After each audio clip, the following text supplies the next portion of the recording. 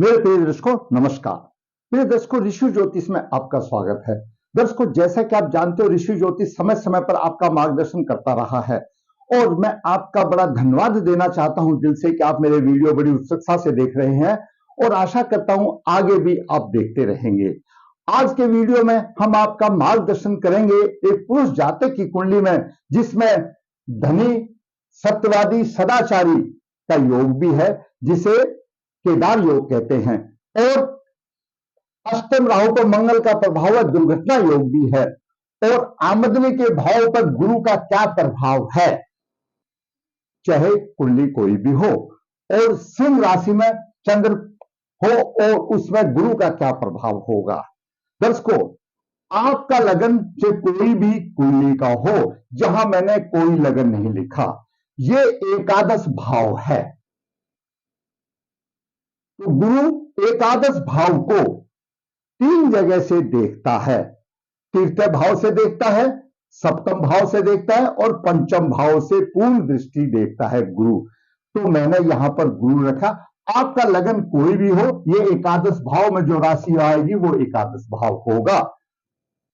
दूसरा, केदार योग। इन 12 खानों में, इनको 12 खाने जो कहते हैं, 12 भाव जो कहते हैं, इन 12 भावों में कहीं पर भी पूरे सातों के ग्रह यानी राहु केतु छोड़ करके बाकी सभी 7 ग्रह किसी भी 4 भावों में हो तो उसको ज्योतिष शास्त्र में केदार योग माना गया है।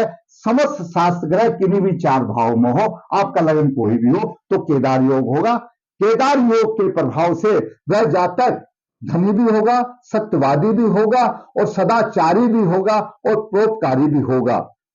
दूसरा है दुर्घटना योग।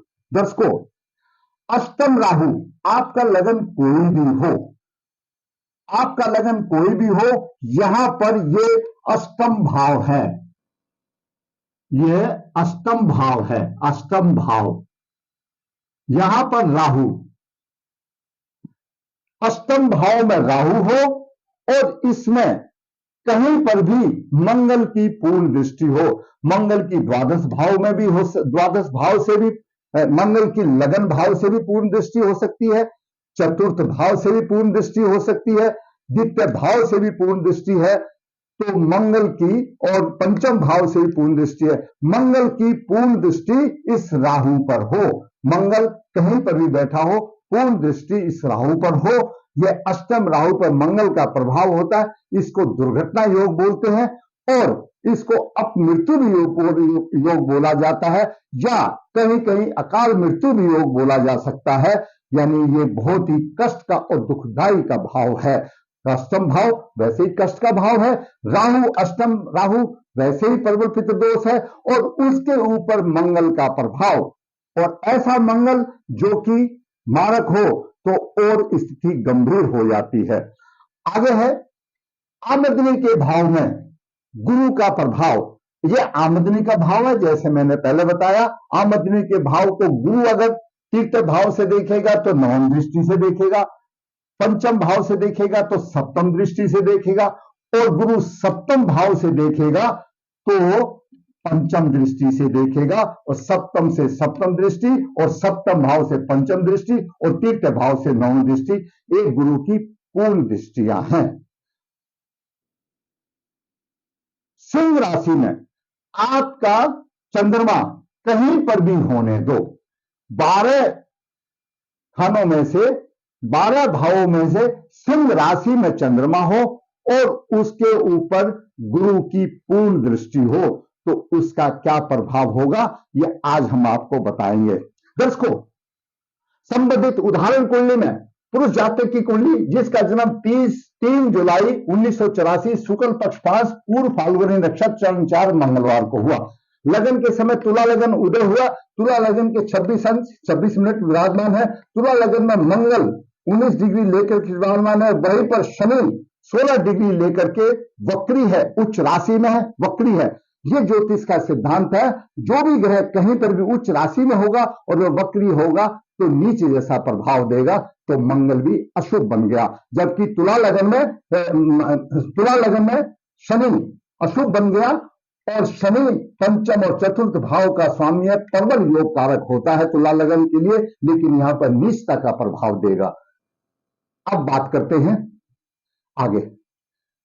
द्वितीय भाव में केतु 11 डिग्री लेकर विराम में, तीसरे भाव में गुरु धनु राशि में 13 डिग्री लेकर विराम है, और अष्टम भाव में वृषभ राशि में राहु है, और नवम भाव में सूर्य 18 डिग्री, शुक्र 22 डिग्री लेकर के विराजमान है, बुध 29 डिग्री लेकर विराजमान है, बुध लग्नेश अस्त है, शुक्र लग्नेश अस्त है, बुध भाग्य भाव का स्वामी और द्वादश भाव का स्वामी भी बुध भी अस्त है। कुंडली में बुध और शुक्र दोनों अस्त है। बुध तो मृत अवस्था में है, लेकिन शुक्र 22 डिग्री है, लगन के 26 है, तो शुक्र फिर भी कुछ छोटा मोटा प्रभाव दे सकता है, लेकिन अस्त ग्रह को अस्थि माना जाएगा। और एकादश भाव में चंद्रमा 15 डिग्री लेकर के विराजमान है, सिंह राशि में है। दर्शकों, तुला लगन वालों का शरीर सुगठित होता है, क्योंकि इनके स्वामी शुक्र होते हैं, उनके स्वामी शुक्र होते हैं। जिसके स्वामी शुक्र होते हैं तो शुक्र सुंदरता का प्रतीक होता है। ये ऐसे जातक जिसको भी मित्र मान लेते हैं, उसके ऊपर अपना सब कुछ न्यौछावर कर देते हैं, दूसरे के मन की था कैसे जानते हैं, लेकिन अपने मन की था नहीं देते। उचित और तुरंत निर्णय लेना इनकी एक विशेषता होता है। इनका धार्मिक विचार होता है, परिस्थिति के अनुकूल ये ढल जाते हैं, छोटी सी बात इनको बेचैन कर देती है। इनके लक्ष्य हमेशा ऊंचे होते हैं। लग्नेश शुक्र 22 डिग्री लेकर के अस्त है।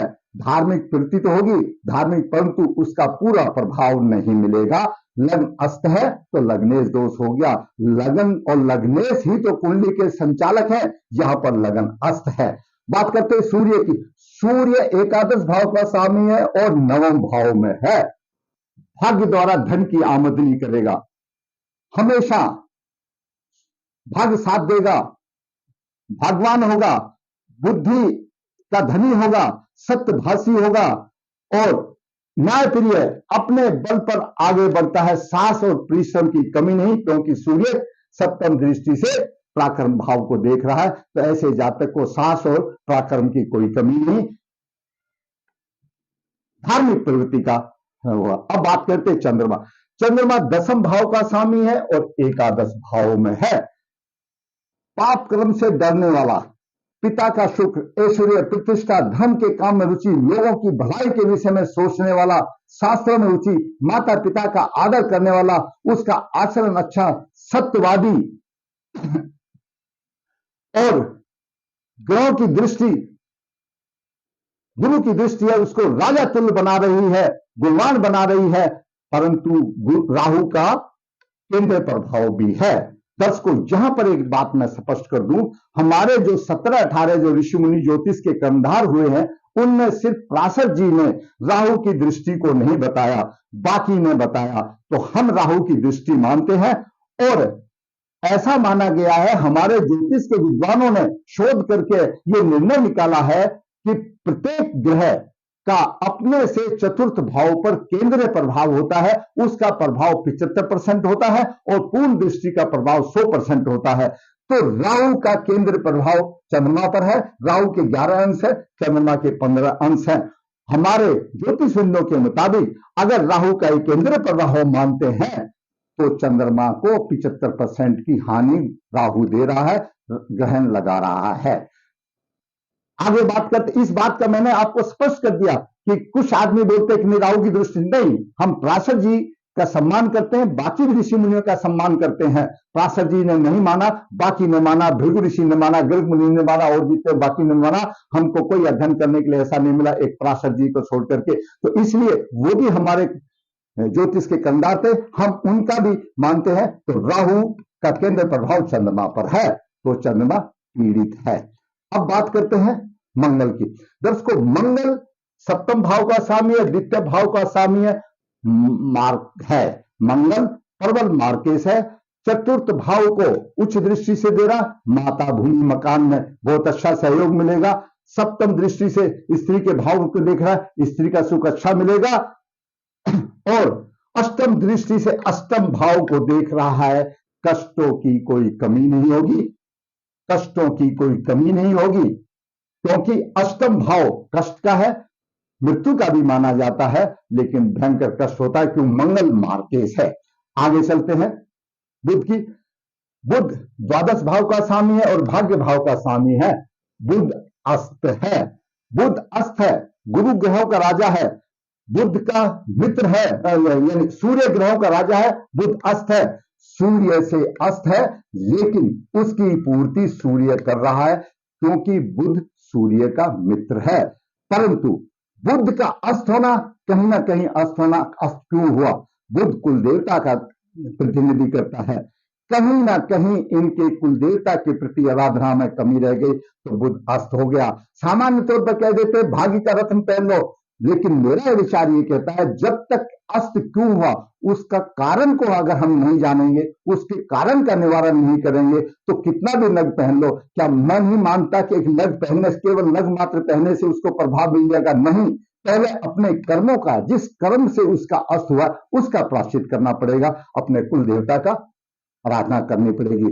अब बात करते हैं गुरु की। दर्शकों, गुरु तृतीय भाव का स्वामी और छठे भाव का स्वामी है।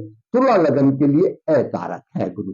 गुरु अकारक है, अपनी राशि में है, तृतीय भाव में पराक्रम भी होगा, लेखन शक्ति बहुत अच्छी, साहस और पराक्रम की कमी नहीं, शत्रु पर भारी होगा क्योंकि, और इस पंचम दृष्टि से सप्तम भाव को देख रहा, स्त्री का सुख अच्छा होगा, और नवम दृष्टि से भाग्य भाव को देख रहा, बालक को धार्मिक बनाएगा क्योंकि धार्मिक है, और नवम दृष्टि से एकादश भाव को देख रहा है, आमदनी में इजाफा करेगा, आमदनी अच्छी करेगा। अब बात करते हैं शनि की। शनि पंचम भाव का स्वामी है, चतुर्थ भाव का स्वामी, केंद्र त्रिकोण का स्वामी है, तुला लगन में और वृषभ लगन में शनि योग कारक माना जाता है। लेकिन इस कुंडली में शनि उच्च राशि में तो है लेकिन वक्री हो गया। वक्री क्यों हुआ? शनि, शनि न्याय का देवता है, कहीं ना कहीं कमी रह गई क्योंकि शनि दो कारक होते हुए, लगन में होते हुए, उच्च राशि में होते हुए वक्री हो गया। इसका मतलब कहीं ना कहीं पूर्व जन्म में कमी रह गई, तो शनि के उपाय करने पड़ेंगे, शनि के उपाय करने पड़ेंगे तब शनि देगा, नहीं तो शनि ये नीच राशि जैसा प्रभाव यहां पर देगा जो कि अशुभ होगा। और लगन में मंगल और शनि विषयोग बनाता है। विषयोग, जब लगन में मंगल और शनि विषयोग बनता है तो दुर्घटना का भी योग बन जाता है। तो जातक का योग कारक शनि भी वक्री होने से अशुभ बन गया, लगन पीड़ित हो गया। लगन पीड़ित हो गया तो कैसे होगा? लगन पीड़ित हो गया, लग्नेश अस्त हो गया, शुभ प्रभाव कहां जाएगा? अब बात करते हैं राहु की। दोस्तों, राहु अष्टम भाव में है। अष्टम में राहु जीवन के अंतिम पड़ाव में परेशानी दे सकता है, खर्चा अधिक, पंचम दृष्टि देता खर्चा अधिक, सप्तम दृष्टि धन भाव को देखता है, धन में और कुटुंब में अनहोनी घटनाएं, धन की हानि, और नवम दृष्टि से चतुर्थ भाव को देख रहा है, सुखों की हानि होगी। राहु पर मंगल का अष्टम दृष्टि का प्रभाव है, जातक का अष्टम भाव पीड़ित है। जब अष्टम भाव पीड़ित होता है तो भयंकर कष्ट हो जाते हैं, दुर्घटना योग हो जाता है। लगन भी पीड़ित है, अष्टम भाव भी पीड़ित है और लगन का स्वामी अस्त है, तो यह एक अपमृत्यु योग भी हो सकता है। लेकिन प्रभाव है, ये जरूरी नहीं है कैसा होगा। ऐसे योगों की शांति कराना चाहिए।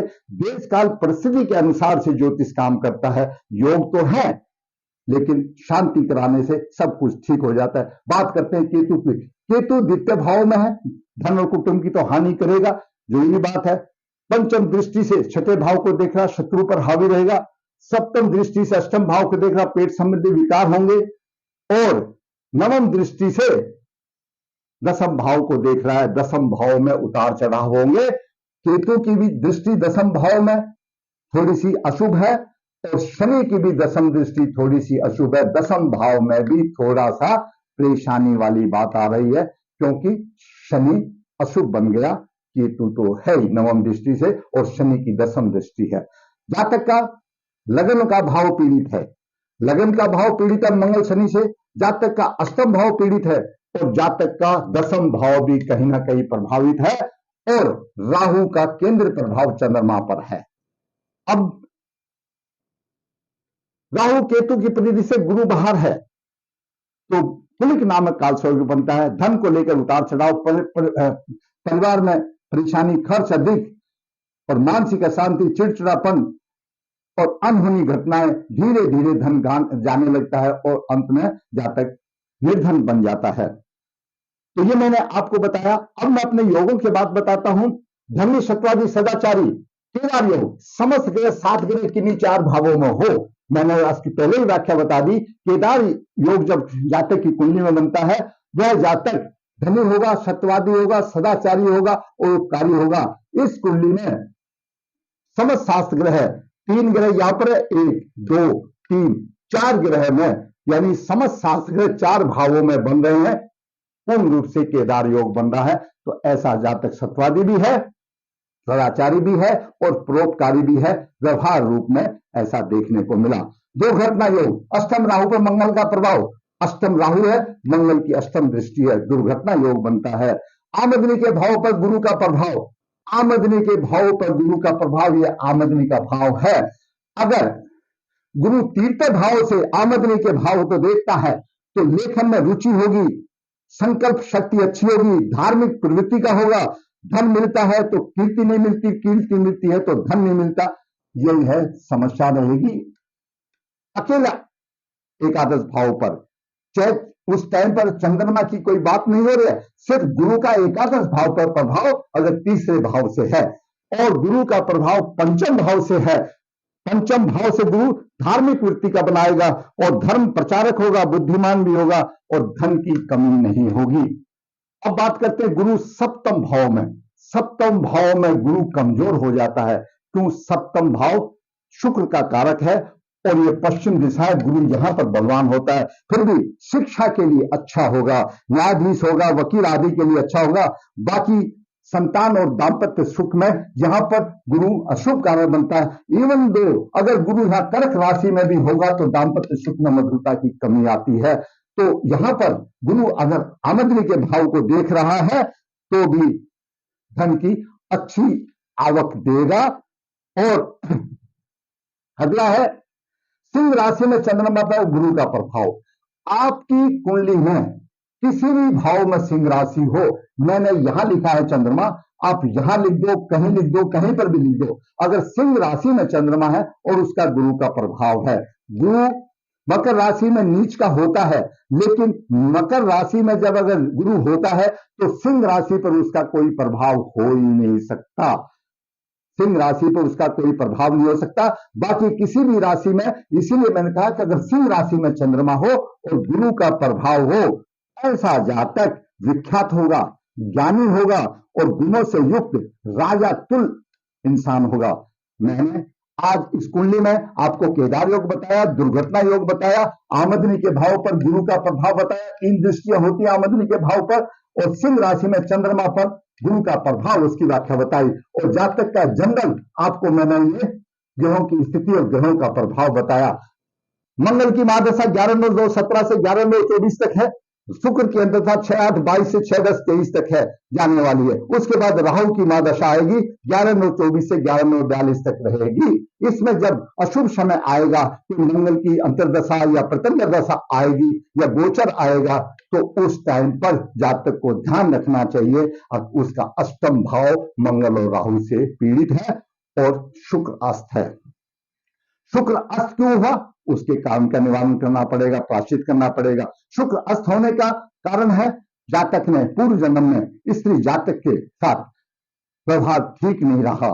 स्त्री जातक कोई भी हो, बहन हो, बुआ हो, माता हो, दादी हो, कुछ भी हो, प्रायश्चित करने के बाद क्यों लगन दोष हो गया, साधारण तौर पर लगन दोष हो गया, प्रायश्चित करने के बाद जातक लवलेश का रत्न भी धारण कर सकता है। नारायण बलि श्राद्ध तो करना ही पड़ेगा। उधर बुध का भी रत्न धारण कर सकता है, क्योंकि बुध भागेश है, अस्त है, परंतु उसको अपने कुल देवता की आराधना को भी देखना पड़ेगा, तब जाकर के उसको रत्न फायदा देंगे। अदरवाइज ऐसे पहनने से तो उसका जब तक कर्मों का प्रायश्चित नहीं होगा, कोई रत्न अपने आप में फलीभूत नहीं होता।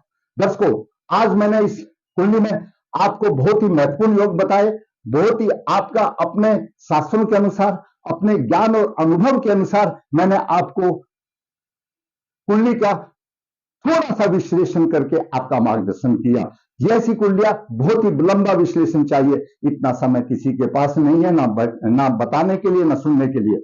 मैं समझता हूं आपका अगर मार्गदर्शन हुआ है तो फिर मैं ये कहूंगा कि आप मेरे वीडियो को शेयर करें, लाइक करें, अपने दोस्तों करें, जिससे मेरा चैनल सब्सक्राइब करें। को जैसा कि मैं हर वीडियो में बताता हूं, विश्व ज्योति नर्मदा जी के तट के नजदीक नर्मदा है, यहाँ पर काल सर्दोष पितृदोष की पूजा की जाती है। विश्व ज्योति हाथ से पत्रिका लिखता है, निचोड़ देता है।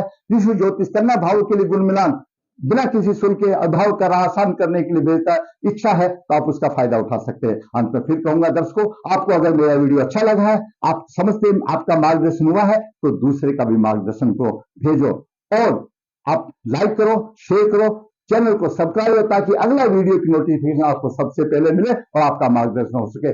धन्यवाद।